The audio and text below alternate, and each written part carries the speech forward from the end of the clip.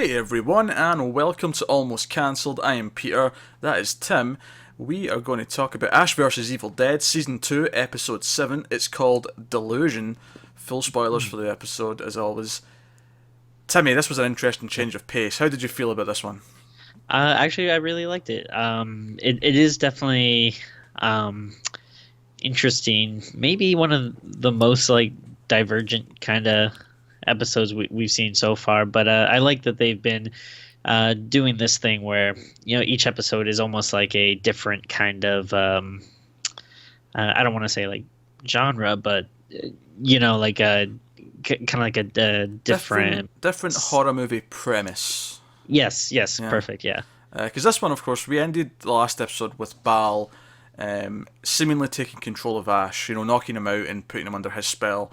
So this episode, as the title would suggest, is all sort of a delusion, and it's one of these classic tropes in horror movies or horror TV shows where the main character is led to believe that they're actually in an insane asylum, and that everything they have done in the show up until this point is actually just a figment of their imagination.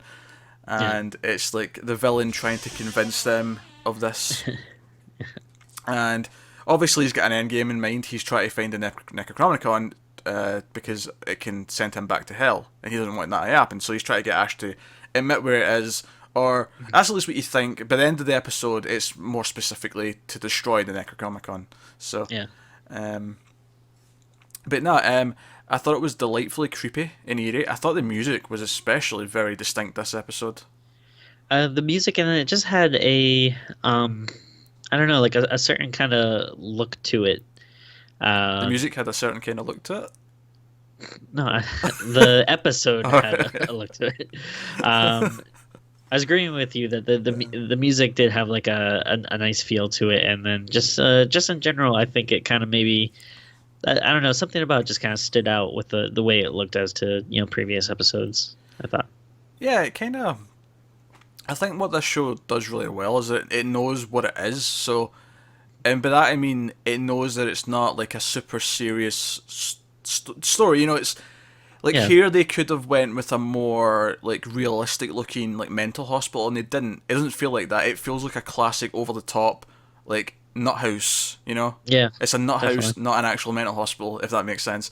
Yeah, The walls are all like crap looking and falling apart, and like the cement's like tearing away and the paint's yeah. chipping and all that. If it was an actual insane asylum, it lost its funding like years ago. Yeah, and obviously Bal plays the doctor, um, Mhm. or amusingly as Ash calls him at one point, Bill, Yeah, Demon Bill. I'm going to start calling him Bill. I think that's quite funny. I like that. Yeah, But so we get a lot of really fun stuff that comes out of this. We get, of course, Ash being Ash and just not believing like this is a delusion. He's sure of himself as he should be. yeah, But we get Puppet Ash. that was great. Yeah, I thought you'd enjoy Puppet Ash. Yeah, Seems like your kind of thing. actually had some like some Whedon-y kind of vibes to this episode. It's funny you say that because Buffy did this episode. Exactly. Yeah. Yeah, So that was one of like you said, it is kind of a trope. So it's not like Buffy was like the only show that's ever done it. But it's the first one that comes to my mind when I think of it. So you had that. The whole premise reminded me of Buffy, and then the puppet reminded me of Angel a yeah, little yeah. bit. Yeah, that was good. I'm curious as to who was voicing the puppet because it sounded familiar. Yeah, I actually one of those things where I was thinking about looking that up, and I I probably will after I this did episode. check IMDb, but they didn't have like a full listing of the cast for this episode yet, unfortunately. Oh, So I did think to okay. look, but it just Yeah, but because it didn't really sound like Bruce Campbell. no, it wasn't. Uh, If anything, I was thinking it might be Ted Raimi. Like I was hearing some of him, oh, yeah, but then I wasn't so sure. And then when we actually see him in this episode, we see Chet for a brief, yeah, glimpse in this episode, which was fun to see because obviously we thought we weren't going to see him again. But as Evil Dead, we can maybe get some people popping back up. yeah. Uh, Joy, I thought was really good in this episode. I thought Kelly was Oh, like she was great. she Yeah, did the crazy nuthouse girl perfectly.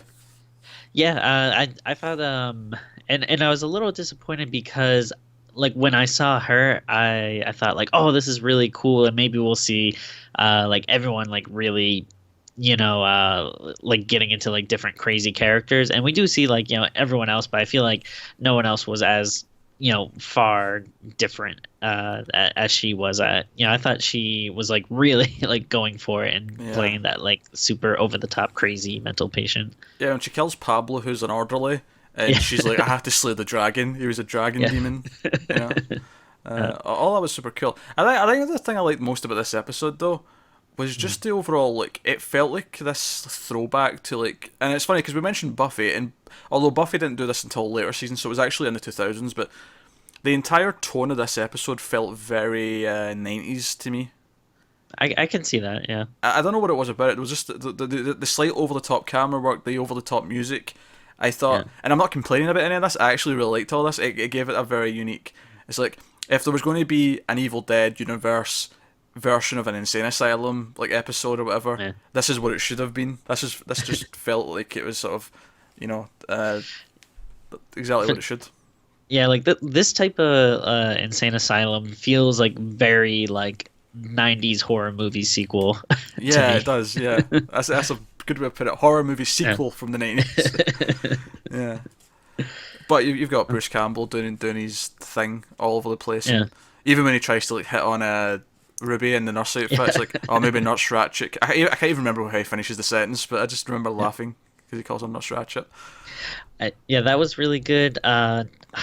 Shoot, there was one line. Oh, there was a line that really made me laugh when he was kind of going back and forth with Kelly, and he was like explaining stuff in the books, and like she was talking about stuff like, oh yeah, like a dragon. And he's like, well, no, there's no dragons. And then she'd be like, oh, like vampires. Like, no, like there's no vampires. And then she says something like, oh, like what does like sunlight kill these guys? And he's like, no, well, actually, wait, there was that one time sunlight did work. Yeah, that was good.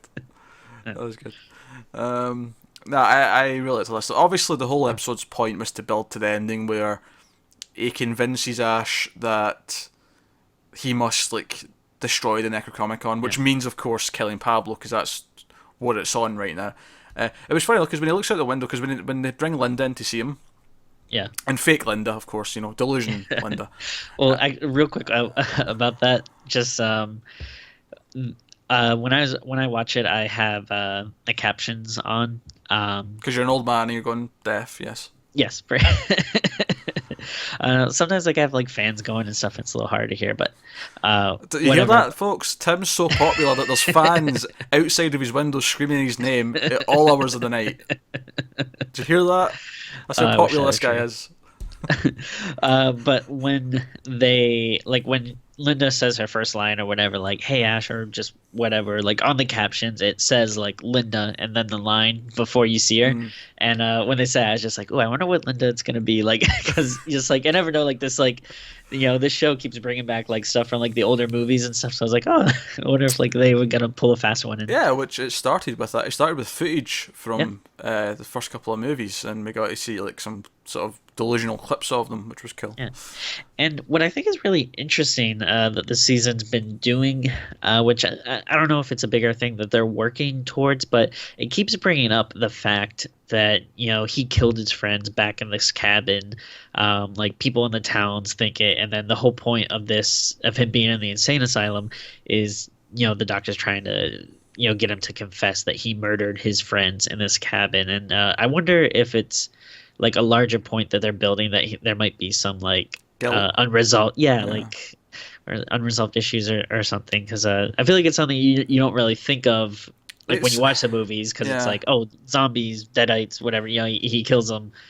It's almost funny to think that this show would have some deeper meaning like that. Yeah. That is actually trying to perform a deconstruction of Ash's character and the guilt that he's accumulated because of what he's done. Even though we know it's the right thing to do, and even he knows that as well. But it's kind of that thing where, if you're like a soldier and you have to kill someone to save someone yeah. else, but you still have that kind of guilt there because it's still a person, Yeah, Especially if it's in an extreme case where it's like collateral damage and it's an innocent person that has to die to save many, yeah, like that kind of guilt, and the idea that that's manifested in Ash over the years, and that the show's actually kind of tackling it, is kind of impressive and surprising for this, because it is such a schlocky, fun, good time.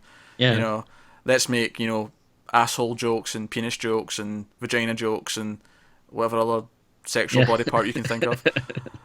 Oh Yeah. dear. But no, that's a very good point. Actually, and I think just to go back to this episode feeling unique, and I've been saying this almost every week now in season 2, but just how season 2 has done a really good job of making each episode feel distinct and fresh and not feel like season 1 was. We roll into town, we deal with something, we roll out of town. Like everything feels like it's more naturally developing as the season goes on. And it's cool. It's cool to see. It makes me excited for the last 3 episodes because we're that close. But the last point I wanted to make though about the ending is that I'm pretty sure when he looks out the window and we see his car pull up, and we see what looks like Ruby, Pablo, and Kelly get out. Like, do we think that's the real versions of them who are like tracking him down? Because presumably Bal has Ash physically in a building somewhere while he's doing all this mental stuff to him. This is hard because I kind of think I know what's gonna happen next episode, but I saw like the little 15-second preview they God. do. Oh, Tim, why do you watch those? So, No. That's I watch everything, baby. no. Spoilers against no. So I think I know what's happening, but I won't say anything because I don't want to give any indication. I could still be wrong, but keep it to yourself. But you're barred from watching those 15-second teasers for the following episode from now on. But I like because they do those first, and then they do the little inside scoops of what happened, and I like watching those. Timmy, you've ruined speculation. You've ruined good speculation there. We can speculate away. I won't say. But no, I had fun with this one, and again, it was different. It was unique. Had a completely different type of fun to it than all the because we've spoken about how that the show can sometimes be creepy. The show is often very fun and gory and slapstick or schlocky, and this, while still kind of goofy, had a very different type of horror to it. It was this show's version of psychological. Yeah, there is something that's so frustrating when something when you know the truth about something and then no one else realizes it or will acknowledge it, and you can really feel the characters just getting so angry and exhausted from it. I did really enjoy going back to the puppet again when he at first the doctor has it whatever, and it's just kind of doing the usual doctor thing where he's trying to get him to talk, but then once Ash actually gets in control of it, I think there's some really good back and forth, especially that kind of first scene when he wakes up with it, and it ends with him. And he offers it a doll to stick his puppet penis in. Yeah, that was good. And even after when he realizes that the puppets killed Kelly, and it drops her jaw out of his mouth, because there's not a whole lot of violence and gore in this one, because of the setting, but that was the one moment that it was proper. Oh, that was a nice little bit of blood and disgust. So, no. Last thing I would have to say about too, and kind of going back to what you were talking about earlier, about some characters working out different ranges and stuff. I actually thought Bruce Campbell did a surprisingly very somber turn at the end where we're so used to seeing him being goofy and big bravado dude, but at the end I thought he's playing very subtle, serious, and I thought it was great. It didn't really feel forced or hacky or anything. It's sometimes you forget he's a generally good actor, can do the serious stuff too. I agree with that for the most part. I think he's very good, but at the same time, I don't think he's overdoing it, if that makes sense. It's not... Right, yeah. It's not a case of, they want it to turn into something that feels like a real, proper acted show all of a sudden. That's just an insult to the rest of the act. That's not what I mean. I just mean, it feels, again, like it's the type of serious that belongs in this show, rather than, you wouldn't put him in... I don't know, pick a random HBO show or something, and it wouldn't quite fit there. It fits the tone of the show still. Right. Yeah. Definitely. Yeah, it still feels in character, but it just shows that again, just it's like, oh, it's not like the one note that we usually see. It's interesting. Yeah.